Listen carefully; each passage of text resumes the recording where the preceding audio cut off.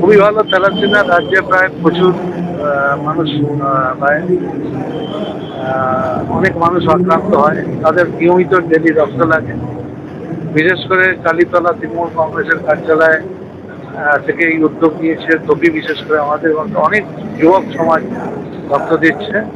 আমার শুভেচ্ছা রয়েছে, কারণ থ্যালাসেমিয়া পেশেন্টদের ডে টু ডে ব্লাড নেয়, আর সেটা সমাধান করতে পারে এই ধরনের ব্লাড ব্যাংক, ব্লাড ডোনেশন শিবির। আমার শুভেচ্ছা রইল। এই রক্ত যেটা সংগৃহীত হবে তার মধ্যে অনেকটাই থ্যালাসেমিয়া পেশেন্টের জন্য যাবে।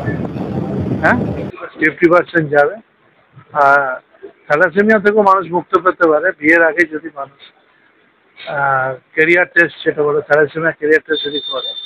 আর থ্যালাসেমিয়া একটা জিন ঘটিত রোগ, এ থেকে মানুষ যদি বিয়ের আগে, আমরা বলি পুষ্টির বিচার যদি না করে রক্তের ব্লাডের যদি বিচার করা হয়, ব্লাডের পরীক্ষা করে নেওয়া হয় স্বামী এবং স্ত্রীর মধ্যে, তাহলে অনেকটা থেকে মানুষ এর থেকে মানুষ রক্ষা পেতে পারে।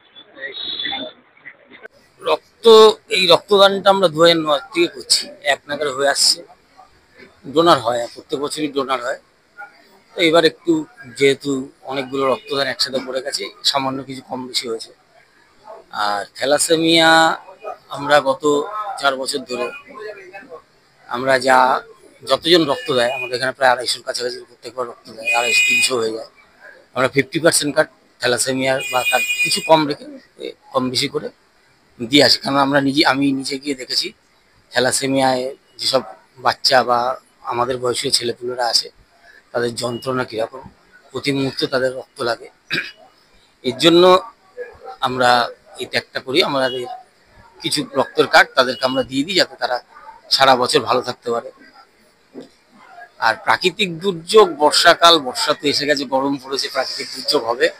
এর থেকেও ভয়ঙ্কর প্রাকৃতিক দুর্যোগের মধ্যে আমাদের প্রোগ্রাম হয়েছে এবং সাকসেসই হয়েছে। অতএব সেটা কোনো সমস্যা নয়, প্রাকৃতিক দুর্যোগ হবে, কারণ বর্ষাকালই চলে এসছে। সারা বছরই সামাজিক কর্মসূচি বড় করে, এমনি তো সারা বছরই পার্টি অফিসে সারা রকম প্রোগ্রাম থাকে। আজকে এর বিয়ে, কালকে ওর বিয়ে, কালকে না, নেক্সট কর্মসূচি আমরা দুটো বড় প্রোগ্রাম করি। একটা হলো এই রক্তদান শিবির, আর একটা হলো শিক্ষক দিবস। এই অঞ্চলের শিক্ষক শিক্ষিকাদের আমরা সংবর্ধনা প্রদান করি, ছোট ছোট ছেলে মেয়েদের মধ্যে পড়াশোনার সামগ্রী বিতরণ করি। গান্ধী 150-র কাছাকাছি মনে রক্ত দিয়েছে, আর 2-4 জন মনে বাকি আছে। বেশি লোক হবে না, কারণ আমি নিজে খুব অসুস্থ ছিলাম, ব্যাঙ্গালোরে গেছিলাম, আমি যোগাযোগ করতে পারিনি সবার সাথে। তাতেও যা হয়েছে তাতে আমি সন্তুষ্ট। শুভেচ্ছা, যেরকম যারা এতবার একটা অনুষ্ঠান করতে গেলে সবার আগে যেটা চিন্তা লাগে টাকা পয়সা, এলাকার মানুষ প্রত্যেকবারের মতো এইবারও আমাদেরকে সাহায্য করেছেন। আমরা কৃতজ্ঞ সৃজনী ক্লাবের কাছে। তারা তাদের ক্লাব এবং মাঠ আমাদেরকে ব্যবহার করার অনুমতি দিয়েছে।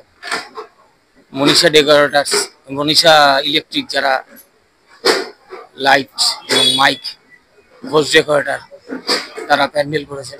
এবং সবার থেকে বেশি যারা করেছেন ব্লাড ব্যাংক, নামটা কি, তাদেরকে শুভেচ্ছা ডাক্তারবাবুদের, এবং যারা নার্সরা এসছেন আর যারা রক্ত দিয়েছেন তাদেরকে অনেক অনেক অনেক অনেক শুভেচ্ছা। সিন্দুর ভারত সরকার, ভারতবর্ষের আর্মিরা করেছে। এটাকে নিয়ে পরবর্তীকালে যেমন রাজনীতি হচ্ছে না, আমাদের মুখ্যমন্ত্রী একদম পুরোভাবে প্রথম দিকে, মুখ্যমন্ত্রী না, সারা ভারতবর্ষ বিরোধী দলটাই কেন্দ্রীয় সরকারের পাশে দাঁড়িয়েছিলেন, এবং এটাই আমাদের ভারতবর্ষের ট্র্যাডিশন। এর আগেও আমরা যদিও এই প্রথম দেখলাম, এর আগে কার্গিল দেখেছি, আমরা 71-এর যুদ্ধ দেখিনি। সব বিরোধী দলরাই সরকারের পাশে গিয়ে দাঁড়ায়, কিন্তু সেটা নিয়ে কোনো সরকার এর আগে রাজনীতি করেনি।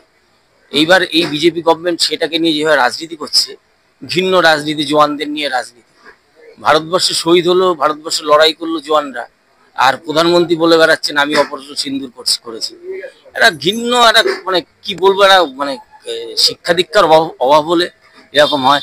অযোগ্য লোকের হাতে যদি দেশ যায়, তাহলে যা হওয়ার তাই হয়েছে। ভারতবর্ষে যারা শহীদ হলেন, প্রথম শহীদ হলেন যুদ্ধে যিনি, একজন মুসলিম, তার নামটা তিনি এখন অব্দি মুখে উচ্চারণ করছেন না, তিনি মুসলিম বলে। সাম্প্রদায়িকতার বিষ রন্ধ্রে রন্ধ্রে ছড়িয়ে দিয়ে মেরুকরণের রাজনীতি করছে। এতে দেশের কোনো উন্নয়ন বা দেশের কোনো উন্নতি আগামী দিনে হবে বলে আমার মনে হয় না। ভারতবর্ষকে অতল তলানিতে তলিয়ে দিচ্ছেন। মাঝে মধ্যে একটা করে বন্দে ভারতের উদ্বোধন আর সারা ভারতবর্ষ লাফিয়ে বেড়াচ্ছে। এই হিন্দু মুসলিম শিখ আপনি দেখেছেন অপারেশন সিন্দুর হওয়ার পরে ম্যাডাম কুরেশি, তারপরে ওই পরপর দুজন মহিলা, একজন শিখ আর একজন মুসলিম, আর আমাদের যিনি বিদেশ সচিব ছিলেন তিনি হিন্দু। ভারতবর্ষ চিরদিনই সবাইকে নিয়ে চলা দেশ, সেখানে আপনি যদি হিন্দু মুসলমানকে আলাদা করেন তাহলে পরবর্তীকালে ভারতবর্ষকে ভুগতে হবে, এই গভর্নমেন্ট না যাওয়া অবধি এসব সহ্য করতে হবে। এছাড়া কিছু বলার নেই। রক্তদান শিবির চলছে, আমাদের বিধায়িকা মাননীয় অদিতি মুন্সি তিনি 1 মাস ব্যাপী রক্তদান করছেন প্রত্যেক ওয়ার্ডে। আমাদের কাউন্সিলররা প্রত্যেক ওয়ার্ডে তারা 1 মাস ব্যাপী রক্তদান করছেন আমাদের নেতা দেবরাজ চক্রবর্তীর নেতৃত্বে। তো দিকে দিকে চলছে।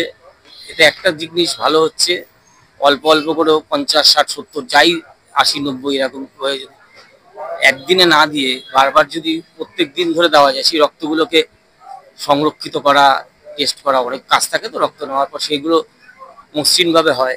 এটা ভালো কাজ। আমি আমার বিধায়িকাকে এর জন্য সবুজ অভিনন্দন জানাচ্ছি।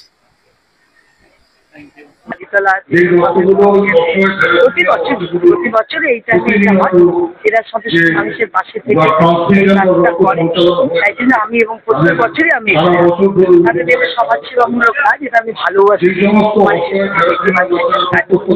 আমি যারা এই কাজটা করেছে আমি ধন্যবাদ জানাই যে তারা কোনো পদে না থেকেও তারা মানুষের পাশে দাঁড়িয়ে মানুষের জন্য। দারিদ্রতার কারণ, সামাজিক কারণ,